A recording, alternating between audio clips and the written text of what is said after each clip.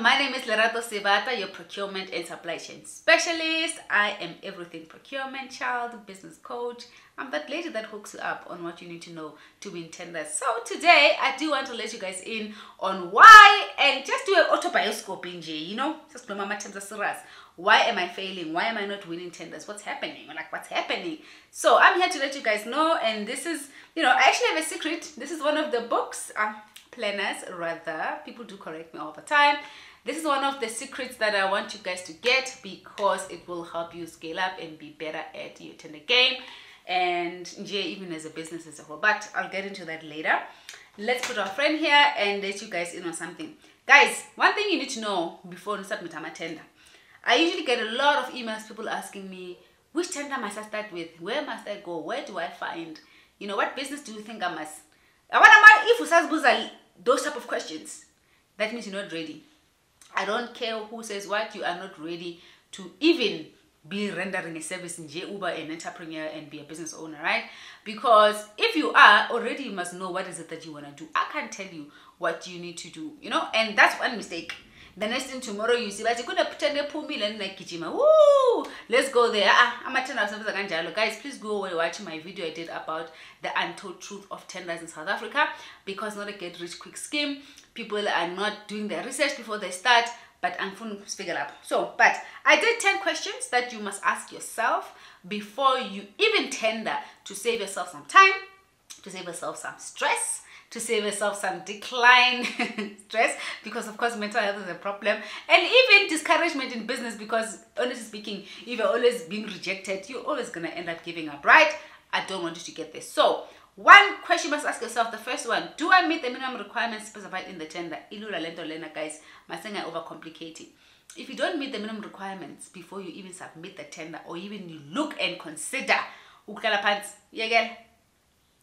Yagela, and why I'm going to tell you this. We can't all be doctors, we can't all be scientists, we can't all be engineers, and as much as some of us would really love to be pilots, but you know, God didn't give us that, you know, brain to be on busy number maths and all of that.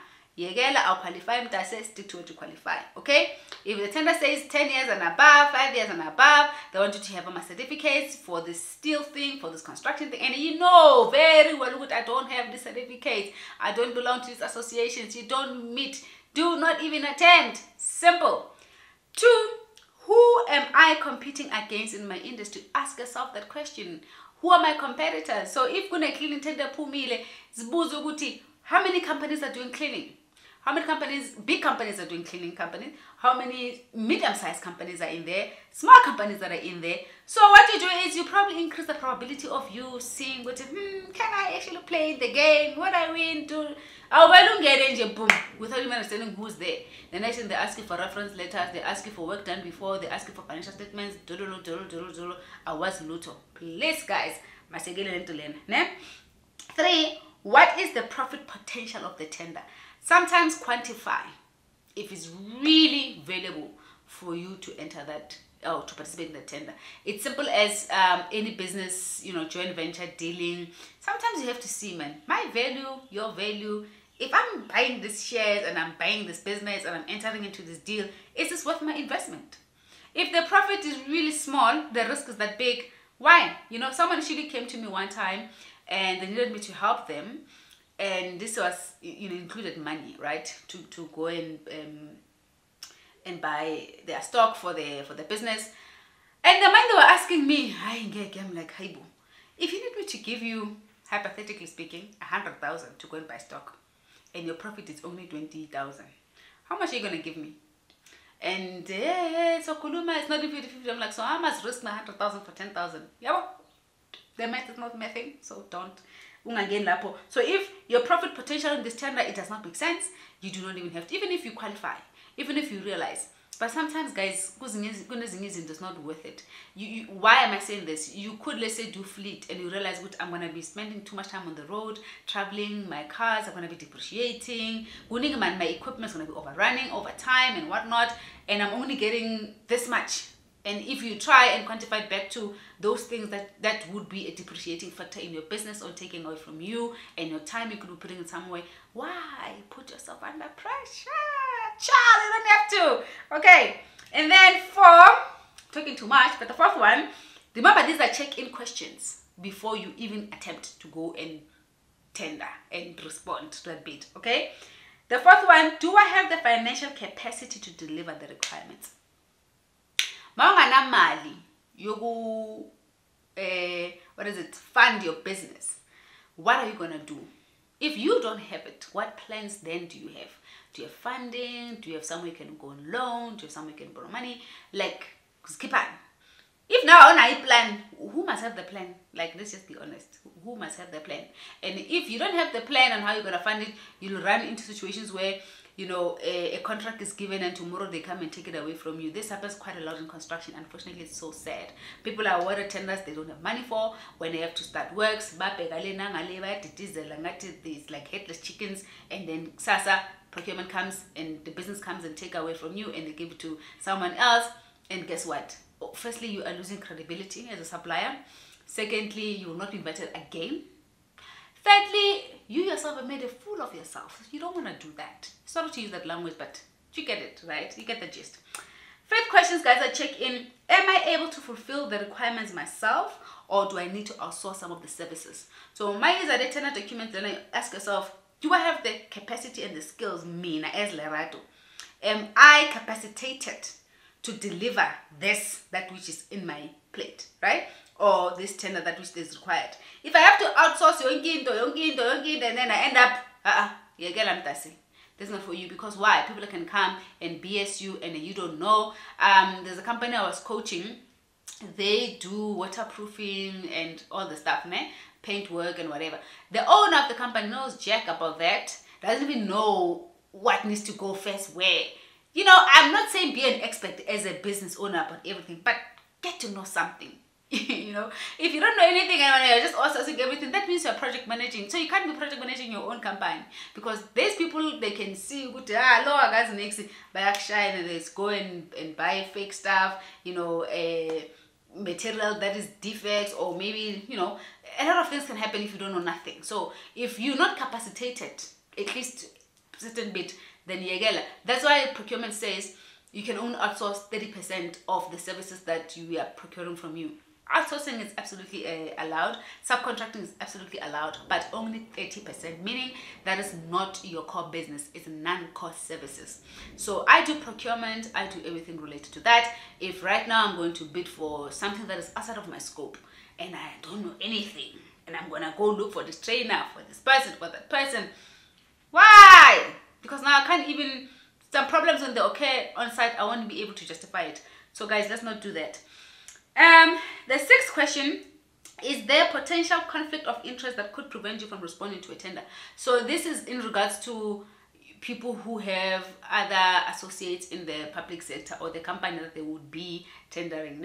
If there's a conflict of interest, I mean, guys, you know, those things sometimes you can actually submit a tender right through the end when you're about to be awarded, and then there is an audit and there's a further adjudication and analysis, and they discover that Lerato never declared that they are in conflict with this because 1, 2, 3, then guess what? You lose the tender, right? So you need to check if you're in conflict, you have any conflict of interest with the participating, you know, company that you're bidding for.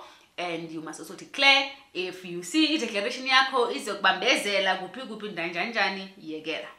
Because remember, you are saving yourself time, and this is reducing the impact rather of the number of declines that you get when you are tendering. I don't want you guys to be working for mahala, lolo, year in, year out, when you tender nothing. If 8 out of 10 of your tenders do not get awarded, there's something wrong with your model, and you need to come to my office and I'll be able to assist you, because that's what I do. Okay, I'll give you guys an email. Then the seventh question you must ask yourself before you submit a tender is, do I have the right capacity, resources to do so in the job? Okay, I mentioned this because, again, if you don't have the right capacity, you end up relying on subcontractors, and you don't want to do that. And if you do you trust them? Can you project manage them? I mean, I'm not against it, but I'm shying away. You must just check the risk again that I said, right? And the other question, the eighth one is this opportunity aligned with my business strategy? This one is important. You know, as an entrepreneur, as a business owner, as an SME, you know, Hustlers, we just want money. So if you want money, tender yavela as an opportunity. Hey, we are going there, we are flock. Kaspedi barre was a mali modum, you know, was a mali crowd. We are hammer now, and it's not aligned with your business strategy. And you know what? Sometimes you don't want to exhaust yourself with something that is not your core business. And some people can come and realize, Guti, you have the potential, they like you, and they want you to come and work for them, and now you go. If it's not aligned with your business strategy, don't even attempt. Or at least check if it's really worth the investment and the time. Because should something happen there and that whole deal goes wrong, you're going to be affected. And now your business is already affected. There's many cases of these things happening. Marake today, I'm not there. I'm just saying, check it. Okay? The ninth one is the contract the right size for your business. So again, if the tender is for 2 million and you are only a supplier that turns over 200,000, it's okay. We all want to scale up, right? But now, can you be able to take on liability of 2 million, right? If you can't take on liability of 2 million rand, why bother? Then if you can't take on liability of 500,000 because you are 200,000 turnover, then maybe you can take liability of 500,000. You can take risks and stuff. Then okay, calculated risk. That's why they say in anything you do, risk is not an issue. You must just calculate your risks. So you go and you know what I say, DB grading 2 and you intend for grade 6. And you're like, and you go and take that. You don't have the capacity, you don't have the finances to fund. Once you get it, even the risks of exposed now to the debt and the percent of interest is more for you. Why? Do you get me? So look at these things. And then I think it's the last one. The 10th one is, what are my dependencies to execute work? Should I be awarded the tender? You need to know your dependencies. Okay, let's make an example. You are a contractor, you are bidding for a construction related refurbishment, and your dependency, if you don't own a contracting, you are not the main contractor, you have a dependency of the engineer or that consultant or the architect, something. If the architect is not there, what's going to happen?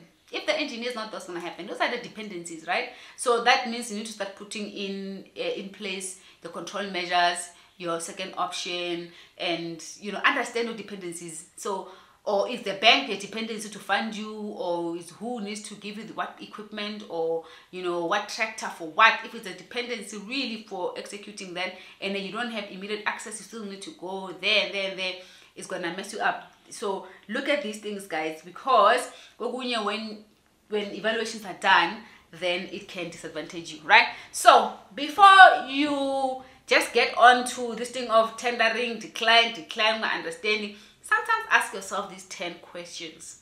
And if you meet most of them, or in that tender, you tick box, yes, a checklist, then all systems go for it. If not, I would say tread very carefully and minimize wasting your time and money and paper and everything else and your company name. Okay, so real quick, we're back here.